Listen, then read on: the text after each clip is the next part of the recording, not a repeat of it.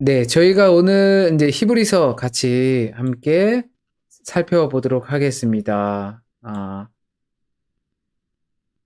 아마 히브리서를 읽으시면서 조금 적지 않게 어려움을 느끼셨을 수도 있고, 저희가 또 작년에 히브리서를 또 말씀 하는 시간을 또 가졌었거든요. 그래서 그게 조금 이제 생각이 나신다면, 연상이 되신다면, 아, 조금 덜 힘들었을 거고, 근데 또 우리가 이제 잘 잊게 되니까, 그러니까 다시 읽으면서 또 새로움을 또 경험하셨으리라 생각이 됩니다. 오늘 이 히브리서 말씀의 소제목은 인내의 열매인 참 소망. 히브리서를 통해서 어, 신자들에게서 정말 필요한 것이 인내이고, 그 인내를 통해서 얻게 된 그 열매의 결과가 우리에게 주어지는 영원한 소망이 있다라는 것을 잊지 않는, 또 다시 한번 상기하는 귀한 시간이 되었으면 합니다. 네. 히브리서 저작 배경을 좀 살펴보겠습니다. 저자 미상. 누가 썼는지를 정확히 알 수가 없습니다.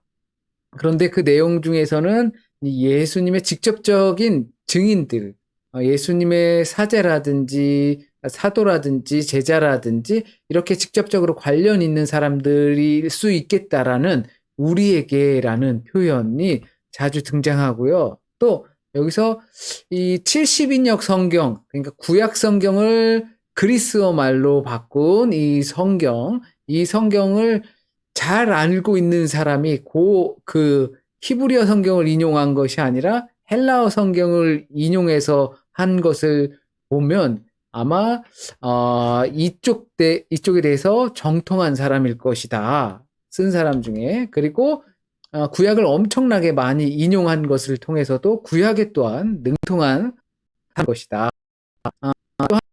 또 제사장에 대한 기독론, 예수 그리스도가 누구냐, 예수 그리스도는 어떤 존재냐라고 했을 때 대제사장이다라고 하는 독특한 것은 어떤 사람들 바울 또는 누가 뭐 이런 사람들이 썼을 것이다라고 했을 때 바울 서신과는 다른 예수님에 대한 정체성을 이야기하기 때문에 또 바울은 아니지 않을까라고 하는 이야기.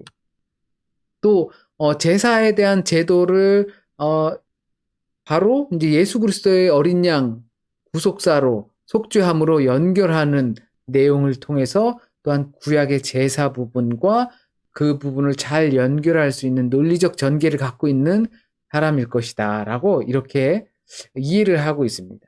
그리고 받는 사람도 우리 독일어 성경에는 히브리인들에게 보내는 편지로 이렇게 되어 있지만 정확하게 그 히브리인이 누군지, 어느 교회인지, 어느 단체인지, 아니면 전체 유대 그리스도인들 향한 대상인지 명확하지가 않습니다. 이거 역시. 그러나 그 안에서도 이제 쓰고 보낸 사람이랑 편지를 받는 사람이랑 이미 아는 사이라는 것을 다시 만나기를 갈망하는 걸 보니까 아는 사이라는 것을 알 수 있다. 그리고 이 디모데가 이제 옥에서 나온 것을 알고 있다라는 내용으로 봐서 디모데와도 굉장히 깊은 친분이 있는 사람일 것이다라고 이렇게 보고 있죠. 그리고 유대 그리스도인일 확률이 높은 게 구약에 대한 지식을 충분히 가지고 있기 때문에 그래서 유대 그리스도인들에게 편지를 보내면서 그 구약을 인용하여서 예수께서 어떤 분이신지 우리가 믿었던 그 과거의 그 율법 안에서 해석을 할 수 있게끔 설명하는 것이죠.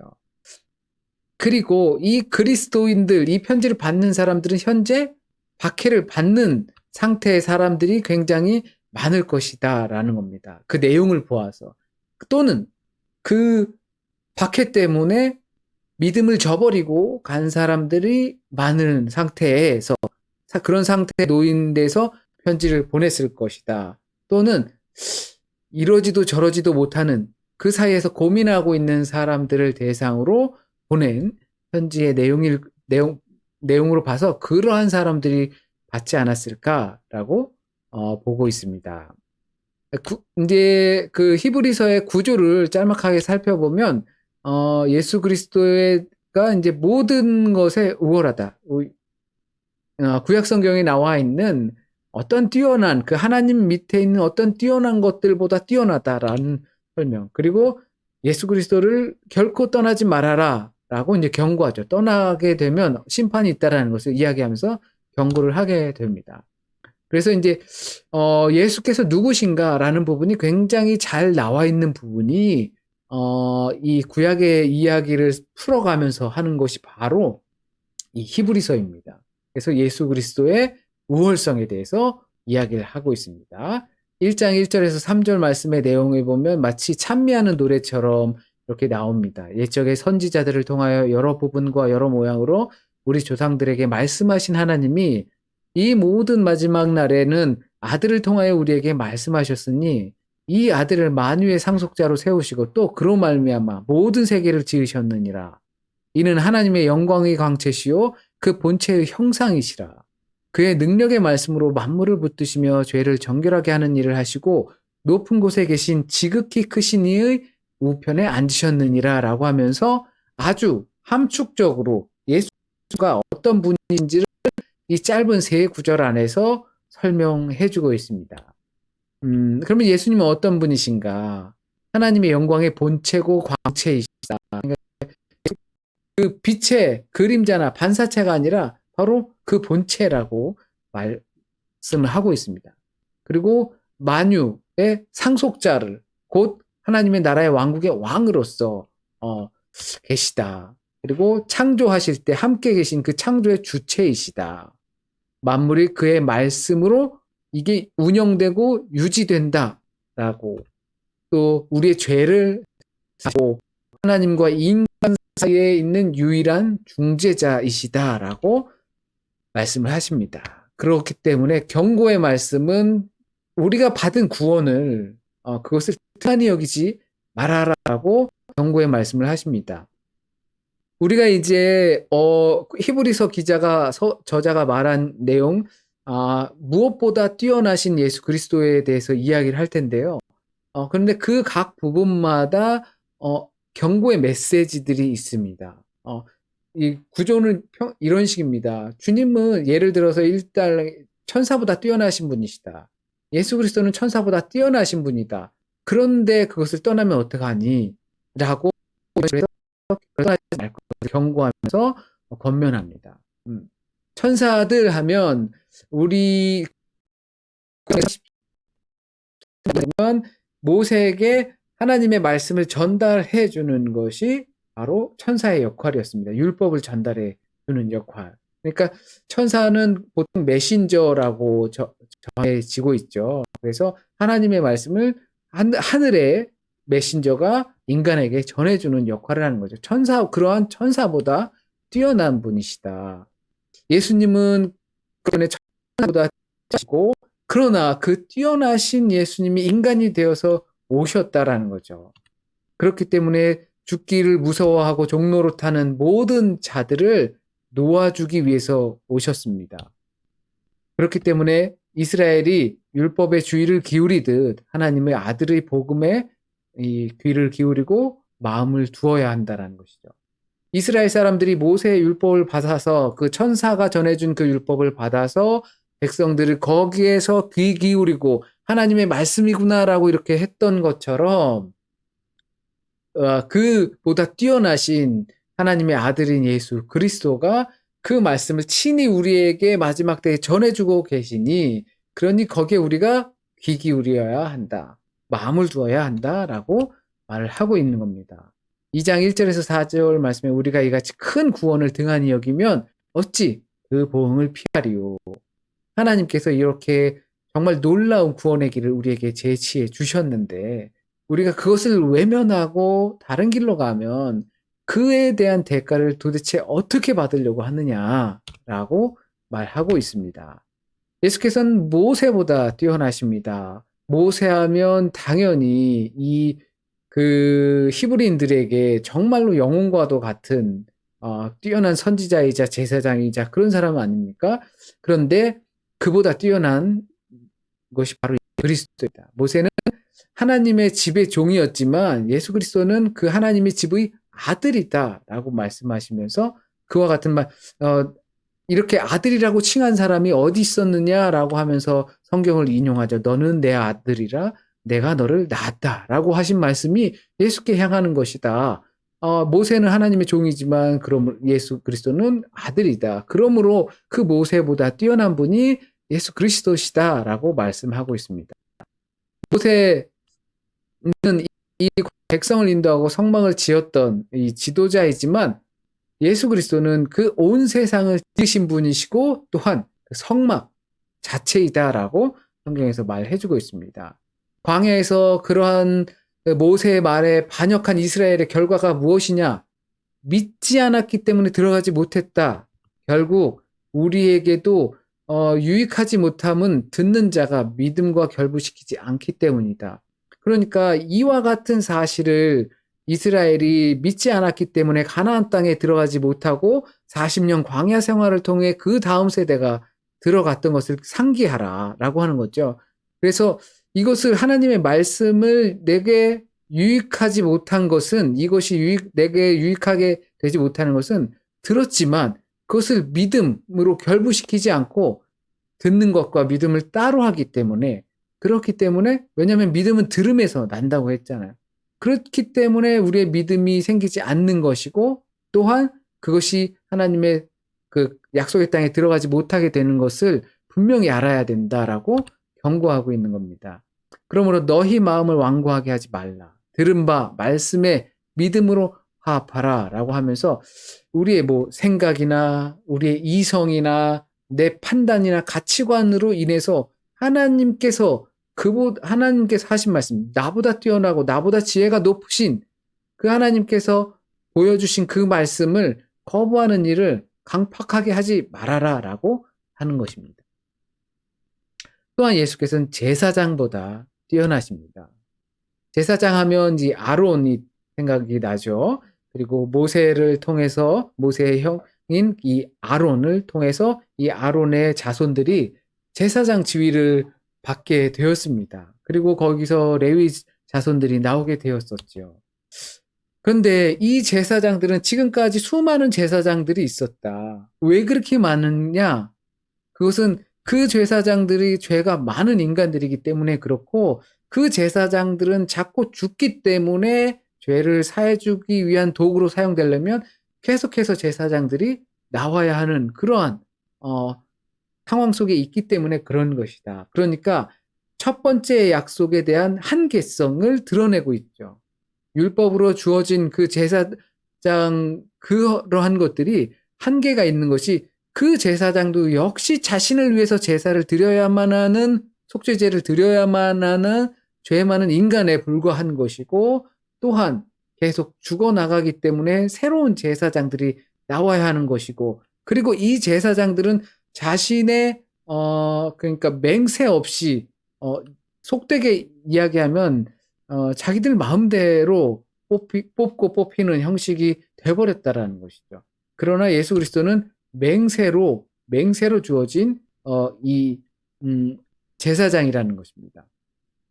그래서 이제 멜기세덱이라는 구약의 아브라함이 전쟁을 이기고 왔을 때 멜기세덱에게 11조를 주었죠. 의의 왕이요 평화의 왕 살렘의 왕이라고 떨어지는 멜기세덱.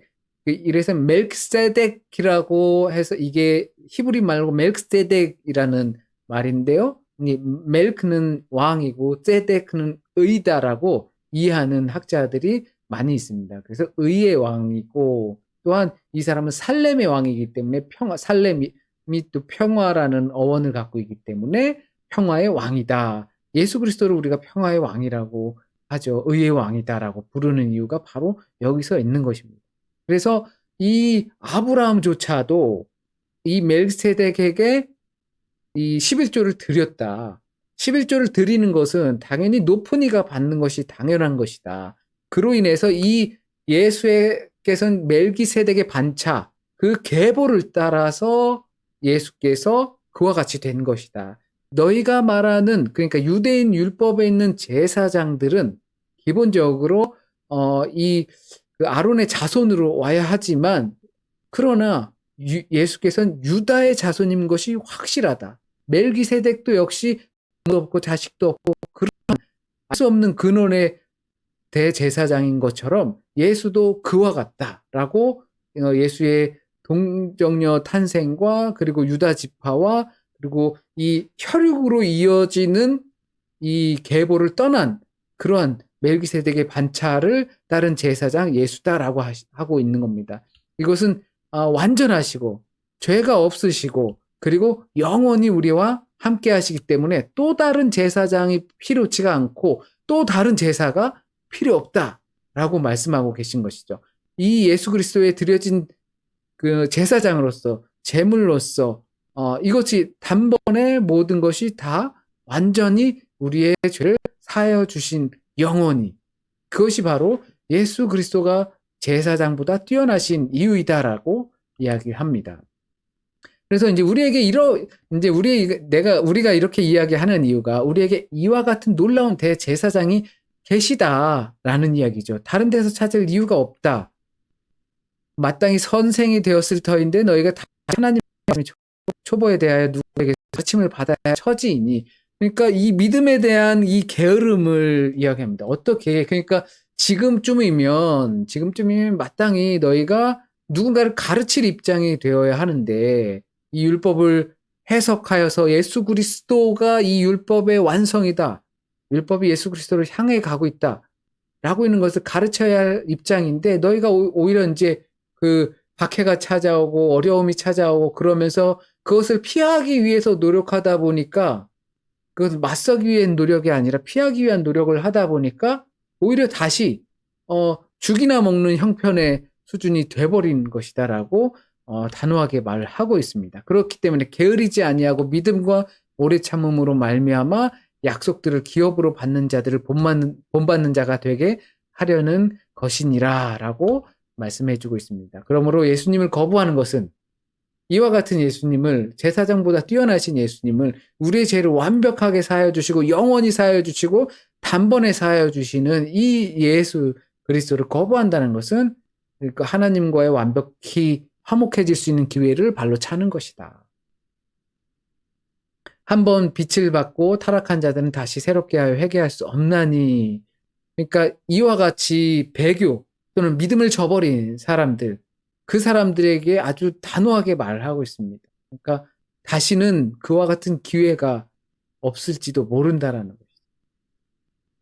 또한 주님은 완전한 재물입니다. 재물들은 계속 반복되고 있어요. 그리고 그 재물로 인해서 능히 죄가 없어지지 못한다는 것을 알고 있지요. 그럼에도 불구하고 그것밖에 방법이 없기 때문에 그렇게 했던 것이죠. 그러나 예수 그리스도 하나님께서 맹세로 하셨다라는 것은 아브라함과 하셨던 맹세, 그 솔개가 지나가면서 했던 맹세, 소를 갈라놓으면서 하셨던 맹세, 그 맹세를 어기는 자는 이와 같이 될 것이라고 하셨던 맹세를 친히 인간들이 어긴 그 맹세를 하나님께서 아들을 내어주셔서 그 약속을 지키기 위하여 화목 제물로 속죄 제물로 드리신 것이죠. 그 단번으로. 그래서 예수는 단번에 우리를 온전하게 하시고 모든 죄를 사하는 새 언약이 되십니다. 그래서 단번에 자신을 드리신 거죠. 오직 자기 피로 단번에 드리신다라는 표현들을 이야기하고 있습니다. 계속해서 이제 믿는 이들이 단번에 정결해지는 거죠. 거룩함 없는 희생 제물이 되십니다. 그래서 예수를 떠나지 말아라. 하나님의 용서를 떠나는 것이다 라고 경고하고 있습니다. 하나님께서 그렇게 화목 제물을 통해서 우리를 용서해 주셨는데 예수 그리스도로 믿음을 저버린다는 것은 그러한 하나님의 용서를 저버린다는 거죠. 그러면 다시 우리는 죄 있는 상태로 되기 때문에 그렇습니다. 죄 있는 상태, 그것은 곧 사망일 뿐이죠. 짐짓 죄를 범한 즉 다시는 속죄하는 제사가 없고 당연히 받을 형벌은 얼마나 더 무겁겠느냐 라고 우리에게 주님을 떠나지 말 것을, 믿음을 저버리지 말 것을 권고합니다. 또한 예수께서는 성전이십니다.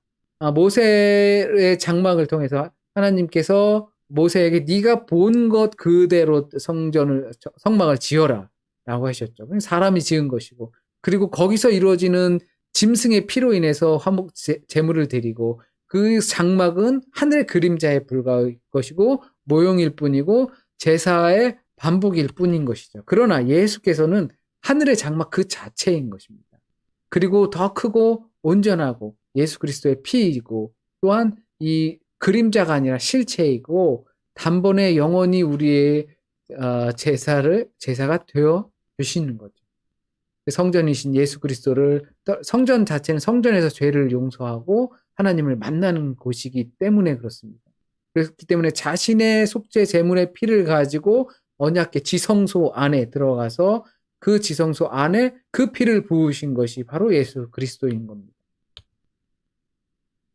그래서 우리가 이제 너무 이제 히브리서에서 가장 잘 알려진 부분이 바로 이 믿음장 11장이 되겠죠. 믿음은 바라는 것들의 실상이요 보이지 않는 것들의 증거다라고 하는 이 말씀을 우리가 그래도 제일 잘 아는 히브리서의 말씀입니다. 또 12장에서 구름같이 허다한 믿음의 증인들이 있다라는 것, 그것도 또한 우리가 이제 교회의 마음에 세운 것이니까 또 너무나 잘 아는 내용입니다.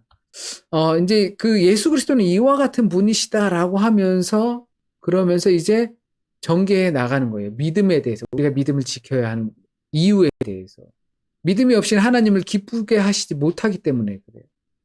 이 믿음만이 하나님을 기쁘시게 할 수 있고 하나님께 영광이 될 수 있다라는 것을 말하는 것이죠.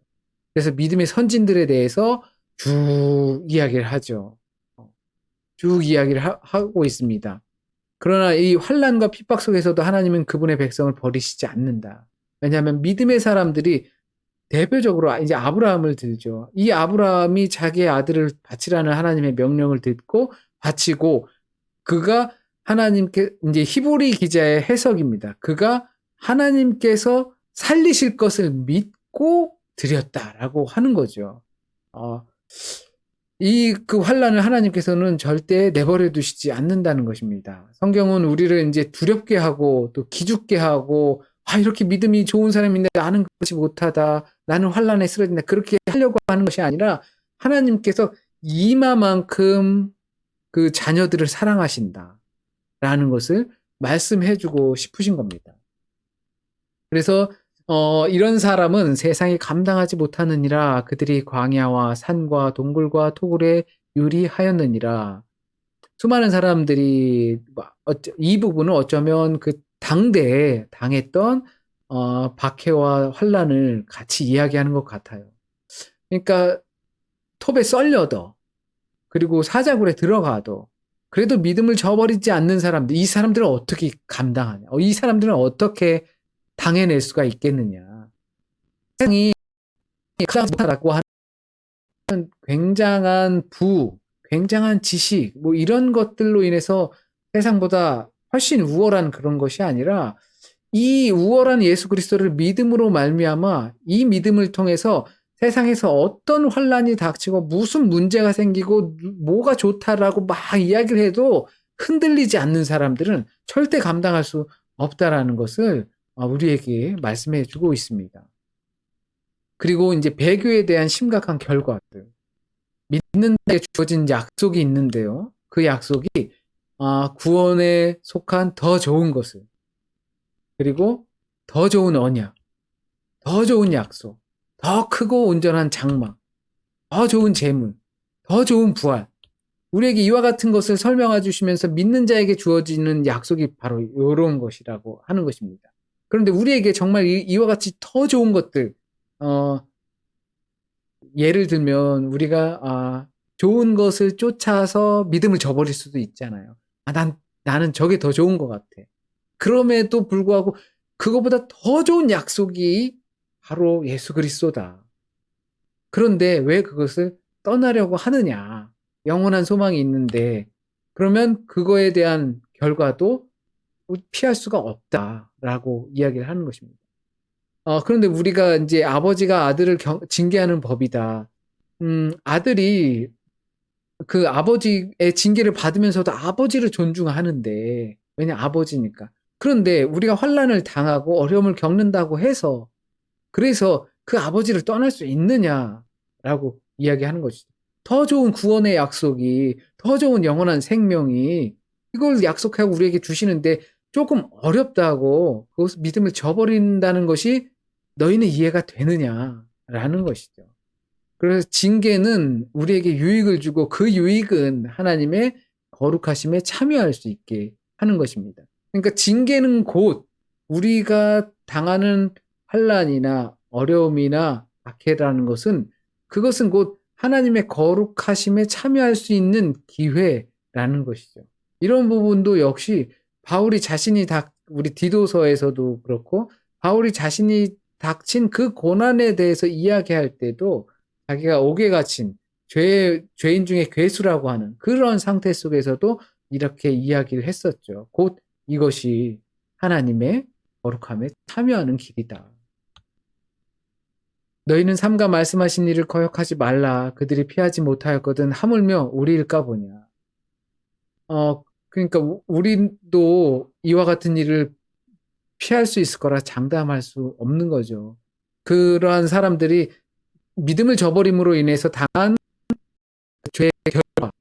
그래서 어느 누구도 피할 수 없는데 우리라고 해서 우리가 믿음을 저버린다고 해서 우리가 나 세례 받았다고 해서 믿음을 저버리면 내가 목사라고 해서 믿음을 저버리면 그걸로 우리가 그 죄의 결과를 피할 수 있을 거라 생각하지 말라는 것입니다. 그러므로 말씀에 불순종하는 삶을 경계하도록 권면하고 있습니다. 이렇게 더 좋은 것이 여기 있는데 떠날래? 이는 그들이 하나님의 아들을 다시 십자가에 못 박아 드러내놓고 욕되게 함이라. 우리가 그렇게 떠나는 것은, 우리가 박해를 피하는 것은, 외면하는 것은, 믿음을 저버리는 것은 예수 그리스도의 십자가를 욕되게 더럽게 만드는 것이다. 복음을 천하게 만드는 것이다. 은혜의 성령을 욕되게 하는 것이다. 배교하는 것은 이 알매에 의해서 게으른 것이고, 그러니까 박해나 환난을 통해서도 구약의 말씀을 통해서 하나님께서 약속하신 그 약속이 예수 그리스도 안에서 이루어졌다는 것을 알기를 게을리하면 하나님의 약속보다 더 좋은 것에 미혹될 수밖에, 하나님의 약속보다 못한 것에 미혹될 수밖에 없는 것이죠. 그러다 보면 예수 그리스도의 십자가를 더럽히는 일이 나타나고 그 결과는 심판이라는 것을 누구도 피할 수 없다는 것을 이야기해주고 있습니다. 그럼에도 불구하고 피하겠는가라는 것은 우리에게 혹시라도 어려움이나 힘듦 또는 공고한 일들이 생겼을 때 우리가 충분히 생각해 봐야 할 우리에게 던지는 문제라고 볼 수가 있죠. 지금 코로나 시국 많은 문제와 어려움을 가져다 주고 있죠. 그 가운데에서 그것 때문에 혹시라도 우리의 믿음을 저버리는 일들, 우리가 주님을 알기 위해서 더 노력해야 되는데 게을리함으로 인해서 세상에 미혹되고 믿음을 저버리는 일이 나타나게 하는 그 나태함, 그것을 우리가 혹시 하고 있지는 않은지 점검하고 또 돌이켜 볼 수 있게 하는 말씀이 바로 히브리서가 아닌가 생각을 해봅니다. 믿음은 이 약속된 영원한 보상을 받을 때까지 견뎌내야 하는 것이죠. 우리의 유익이 정말 무엇인지 지켜야만 하는 것입니다. 히브리서 그 인내의 열매인 참 소망을 저와 여러분이 우리 모두가 꼭 주님께로부터 선물 받을 수 있는 우리가 되었으면 좋겠습니다. 예, 말씀을 마치고요. 요약을 마치고 우리 같이 또 함께 느끼신 점들을 나누시면서 우리의 시간을 더욱더 풍성한 열매 시간으로 만들길 원합니다.